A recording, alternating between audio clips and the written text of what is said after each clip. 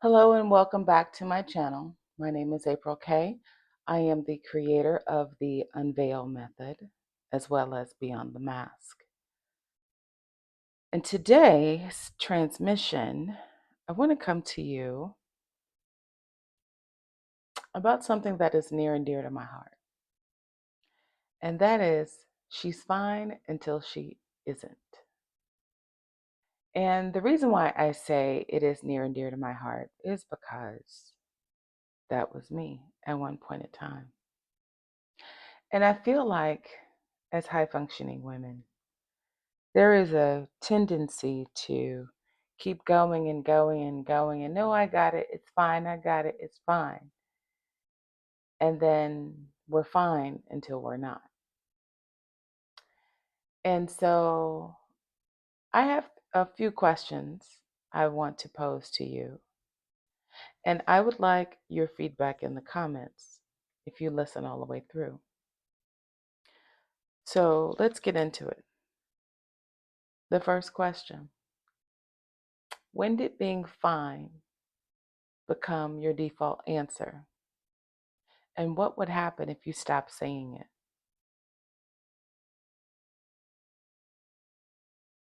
When I think of this, I wonder what we're afraid of that people might see or drop or demand if the truth was told instead of managing their comfort. And when you're around folks who are used to you being a certain way, compliant, nothing's wrong, all the time, they expect that going forward. And then it's a problem if you have a problem. And that personally, it used to bother me until I made the changes I needed to. So now I don't give a damn. If I don't feel a need to apologize for something, I'm not. I'm not going to apologize for something that if I didn't do, right? I'm not apologizing for stuff that I didn't do personally. Um, I'm not apologizing if I know I was right in the moment, because whatever happened in the moment made me feel a certain way. And then in my mind, me apologizing diminishes my feelings or my thoughts. So why do I have to diminish myself to make other people feel good or comforted? And you can't tell me it circles around compromise and things of that nature. No. Two things can be true at the same time. I felt how I felt, and you feel how you feel. So, therefore, those two things exist and they're parallel and they're not congruent. I don't understand it when, oh, I'm fine. Oh, no, I'm not fine. Because if something's wrong, I'm going to say it. The only time I won't say it is when I know me saying something is not going to change it. But then I'm not looking for that person to say, are you okay? Because if you ask me, I'm going to tell you no. And then I'm going to say, I don't want to talk about it. Because that is also a thing. If I don't want to talk about something, or if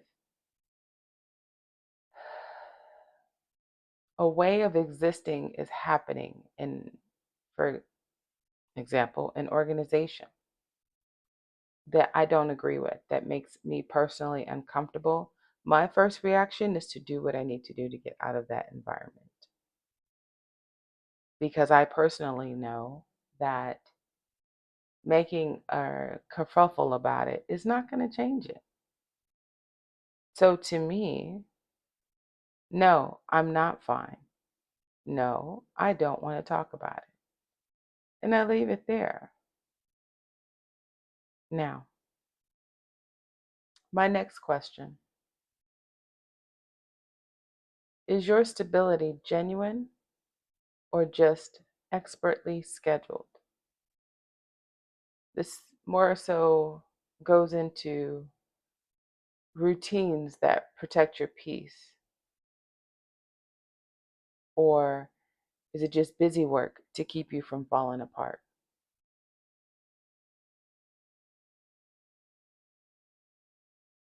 When I started putting together the outline for this podcast, that question really sat with me, because is stability genuine or is it just scheduled to be? Personally, I feel like with the world that we live in, I feel like there's some level of necessity when it comes to being expertly scheduled, but then I feel like there needs to be a level of, okay, I need to change this because this is really bothering me. And let me explain my point. Stability in and of itself is something that I feel like as women, we all crave, right? I feel like at a deeper level, it is necessary for us to feel safe. At least for me, my goal is always to feel safe in an environment. And protecting my peace is of utmost importance. I used to be a people pleaser, and I appreciate the fact that I'm no longer a people pleaser. For me personally, I had to take a step back and really look at who I am as a woman, who I am intrinsically, and say, okay, this isn't working for me. This situation isn't working for me. Being around these people aren't is not working for me personally. And so I shed a lot of people. Last year, if you would ask me, I had my soul circle. I no longer have that on purpose because I found out my soul circle were the ones who were draining me the most. I found out that the people that I thought were rooting for me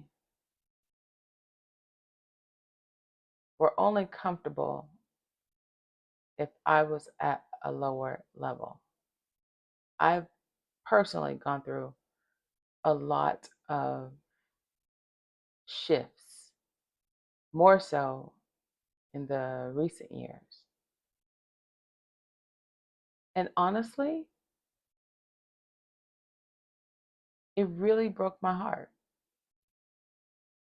Some of those relationships were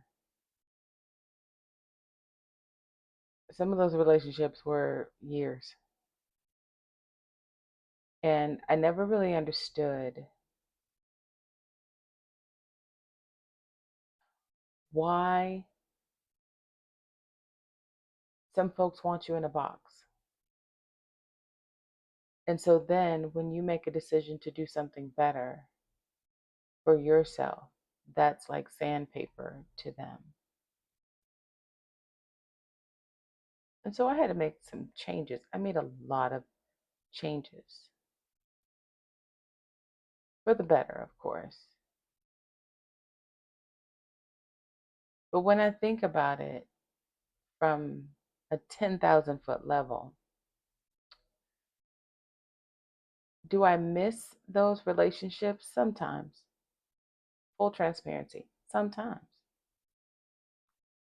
But then other times, no. I don't. I'm grateful for the lessons, and then I'm just done. And so walking through that pain and setting up my boundaries and trying to figure out who is April? Who is that? You know, it wasn't easy. That's for dang sure. It was not easy whatsoever. And for the life of me, it became this thing that just kind of sat with me, And the more I thought about it, the more it hurt. The more it hurt, the more I thought about it. And then one day I was like, you know what? I'm not thinking about this anymore. I'm setting my boundaries. I'm moving on. Why? Because I love you, but I love me more. So, no, my boundaries stay in place. It's not expertly scheduled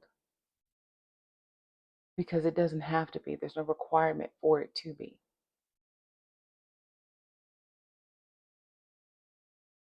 I love you, but I love me more.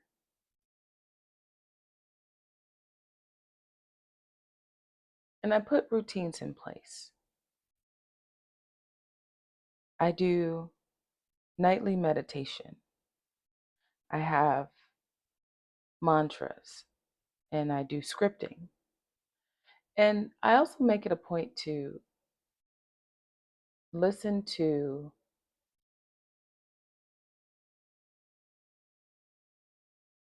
instrumentals, whether it is lo-fi or binaural beats, um, classical music, even. And then I also do subconscious training and music in the background, sometimes at night, most times during the day. Because I know that in order for me to change the life that I had before, it's important to go through a metamorphosis, if you will. Now, don't get me wrong, shit ain't for the weak. It's not.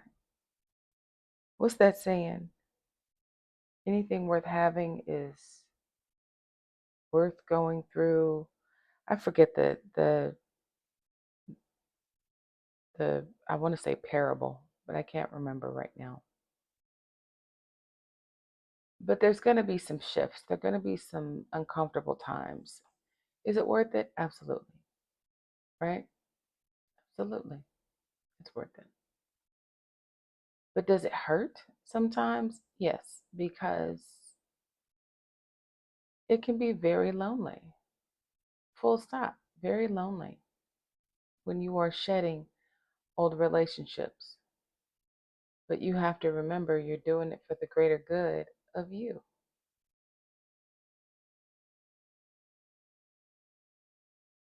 My third question: who checks on you without needing something from you first? For me, there's one person that checks on me. One. Even when I had my quote soul circle, there's still one person that checks on me.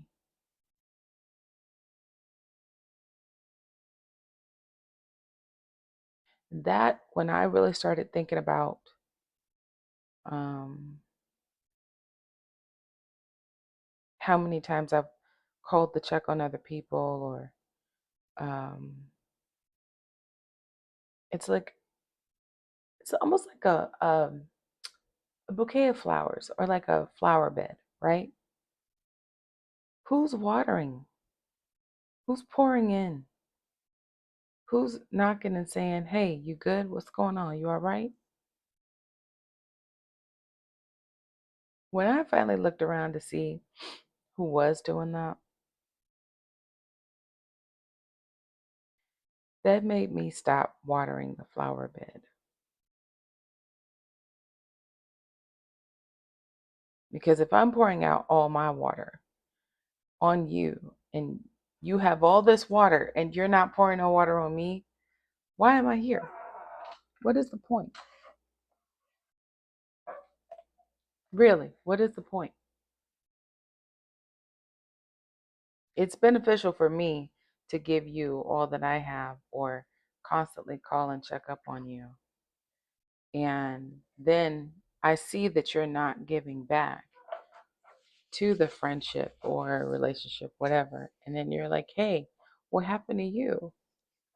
There's no reciprocation. What I found out is that your value is not tied to your output.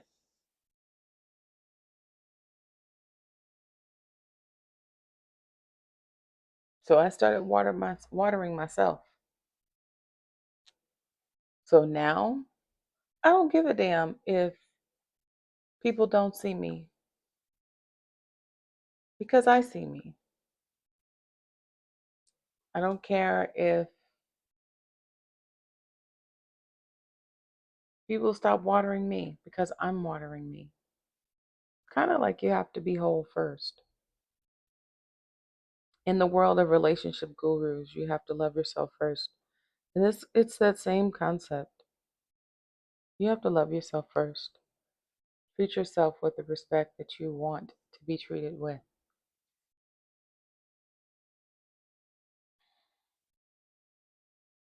If you want to be happy, if you want to be whole. Because you know what winds up happening?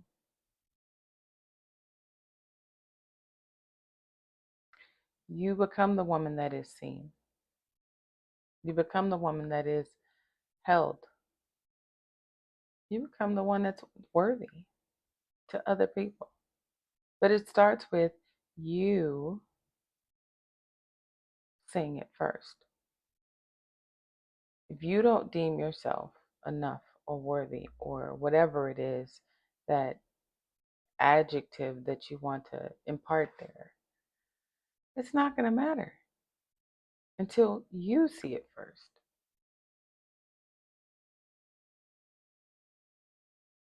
And I'm okay with just one person checking on me right now. Because walking through the storm that I came out of, I need you to know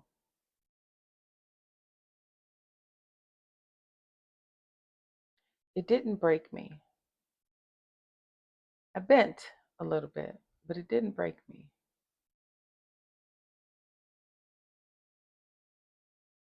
And so my lessons from what I went through, honestly, that's where Unveil came from. That's where Beyond the Mask came from. That's actually where Sacred Pause came from. Because I was performing and doing and watering everybody else's flower bed or everybody else's flowers. And I looked around and I had no more water to give. This is across friends, family, the whole nine. And so I had to hit my own reset button and say, this is not it. You got to do something different. And so here we are. The Unveil method. And you can check the link in my bio. Learn a little bit more about me and why I do what I do.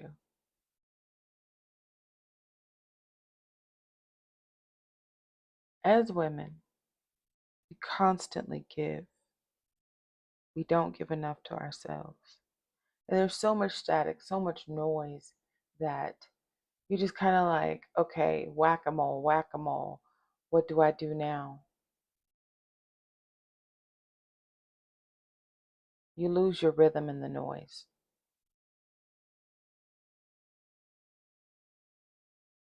And Unveil helps you get that back. Starts with Beyond the Mask, though.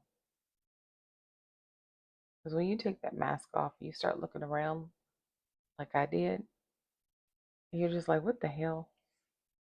What the helly?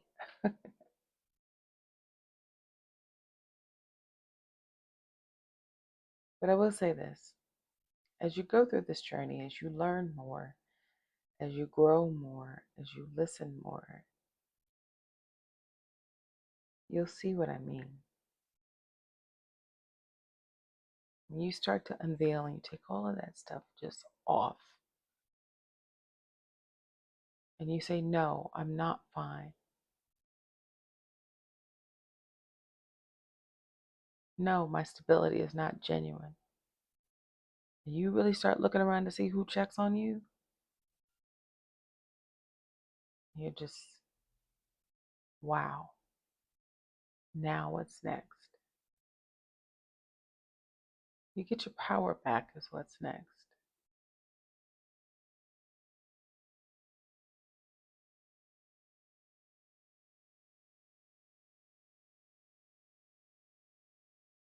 My goal is to create a community of women who are just tired of pouring from empty cups, who are tired of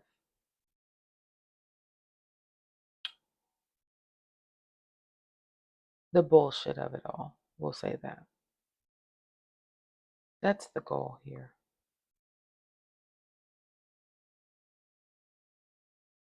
To me, this is my soul work. I'm happiest when I'm in this element because I genuinely enjoy and love teaching and mentoring. Even if sometimes I have to go through a few harsh lessons to get that lesson to teach it to others. I'm okay with that. But that's where we are. And that is today's transmission. And if you've stayed to the end, I want you to know I'm grateful for your attention. I appreciate you. And I will talk to you on Sunday.